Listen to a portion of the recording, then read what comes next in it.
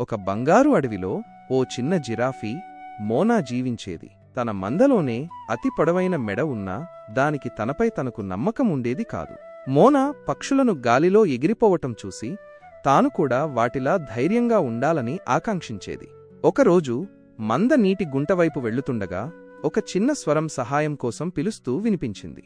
ఒక పొద వెనుక మోనా ఒక చిన్న కోతిని ముల్లుపొదలో చిక్కుకుపోయి చూసింది. మోనా తడబడింది.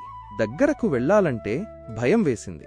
కాని లోపల నుంచి ఊపిరి పీల్చుకుని సహాయం చెయ్యాలని నిర్ణయించుకుంది. అది జాగ్రత్తగా తన పొడవైన మెడను ముందుకు చాచి ముల్లు తగలకుండా కోతిని చేరుకుంది. నెమ్మదిగా తన నడుము వంచి ముల్లును పైకెత్తి కోతిని విడిపించింది. ఆ చిన్న కోతి మోనా వెనుకకు ఎక్కి దాని మెడను గట్టిగా ఆలింగనం చేసింది. ఆ కోతి పేరు టికో. తాను దారి తప్పిపోయానని చెప్పింది. టికోను ఇంటికి చేర్చాలని మోనా నిర్ణయించుకుంది. పొడవైన చెట్లు, నదులు, ఆడుకుంటున్న జీబ్రాలా పక్కగా వెళ్లారు. అప్పుడే ఒక పొద వెనక నుంచి గట్టిగా గర్జన వచ్చింది. ఒక చిరుతపులి దూకింది. టికోను ఆశగా చూసింది. మోనా ధైర్యంగా ఉండాలని అనుకుంది.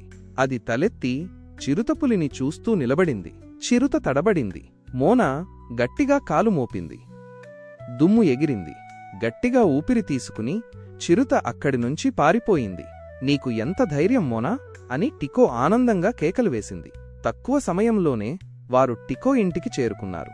దాని కుటుంబం ఆనందంగా టికోను ఆహ్వానించింది. తన మందవైపుకి తిరిగి వెళ్లే టైమయ్యింది. మోనా తనలో ఏదో కొత్తదనాన్ని గమనించింది. అదే ఆత్మవిశ్వాసం. ఆ రోజునుంచి తాను కేవలం పొడవుగా ఉండే జిరాఫీ కాదు, ధైర్యంగా, బలంగా కూడా ఉంది అని మోనా తెలుసుకుంది.